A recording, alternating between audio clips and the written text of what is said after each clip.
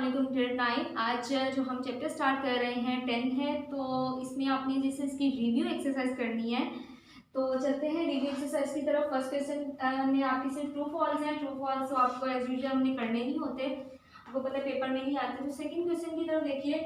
Second question में आपके पास दो ट्राइंगल्स गिवन हैं और दोनों ट्राइंगल्स यानी कि ABC और LMN जो है इसमें आपने बताना ये कॉन्ग्रेंट है। ठीक है, कॉन्ग्रेंट का क्या मतलब होता है कि आपकी दो जो ट्राइंगल्स गिवन है इनकी दोनों की यानी कि ये वाली साइड इसकी साइड की इक्वल होगी, इसी तरह से इनके एंगल्स भी इक्वल होंगे। ठीक है, अब यहाँ पर देखो कि उन्होंने बोला है कि मेजर ऑफ एंगल M जो है वो कॉन्ग्रेंट, हमने बताना है कि वो मेजर ऑफ एंगल M जो है वो इस वाली ट्राइंगल में किस एंगल के कॉन्ग्रेंट है। तो देखा जाए तो मेजर ऑफ एंगल जो M है वो हमारे C वाले के कॉन्ग्रेंट है। ठीक है, तो इसका मतलब है हम उसके आगे जस्ट आपने मेंशन कर देना है कि ये मेजर ऑफ एंगल M जो है वो कॉन्ग्रेंट है मेजर ऑफ एंगल C के।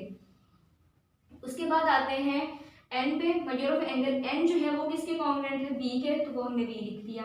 इसी तरह से मेजर ऑफ एंगल जो A है वो किसके कॉन्ग्रेंट है, L के, तो जस्ट आपने L लिख दिया। ठीक है, उसके बाद क्वेश्चन नंबर 3 में देखिएगा कि उसमें भी दो ट्राइंगल्स गिवन है और ट्राइंगल्स में देखिए ABC जो है वो कॉन्ग्रेंट है LMN के, और हमने फाइंड करना है वैल्यू अननोन की इसमें।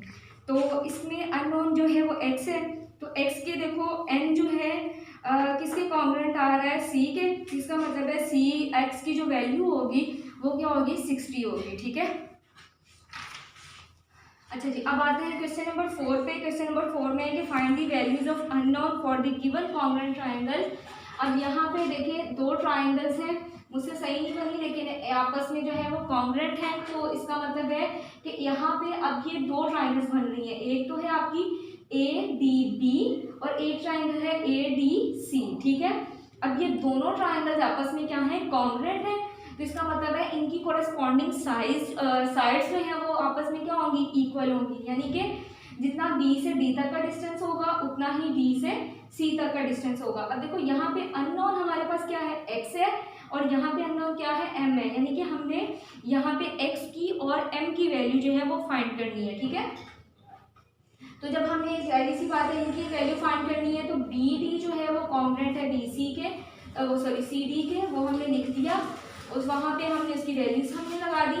और यहाँ पे देखें कि अब M की वैल्यू निकालनी, तो मीन कि हमें M वाली टर्म्स जो है वो इक्वल के एक साइड पे चाहिए और सिंपल टर्म्स जो है वो इक्वल के दूसरी साइड पे चाहिए। तो इसका मतलब है 5M यहाँ पे 2 वाली टर्म्स मैंने M वाली इधर ले आई और 3 को इस साइड पे शिफ्ट कर दिया। तो 5M - 2 3 आ गया और 6 + 3 क्या आ गया, 9। इनकी जब हमने कटिंग की तो M की वैल्यू क्या आ गई, 3। अब हमारे पास जो सेकेंड अननोन जो वेरिएबल है वो क्या है, x।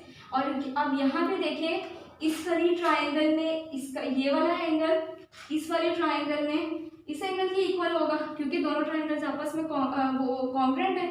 तो इसका मतलब है इसके कोरेस्पॉन्डिंग एंगल्स भी कॉन्ग्रेंट होंगे। तो इसका मतलब क्या हुआ कि एंगल B जो है वो इक्वल है किसके, एंगल C के। तो वो हमने उसकी जगह पे उसकी वैल्यूज पे पुट कर दी जो एंगल में दी हुई है।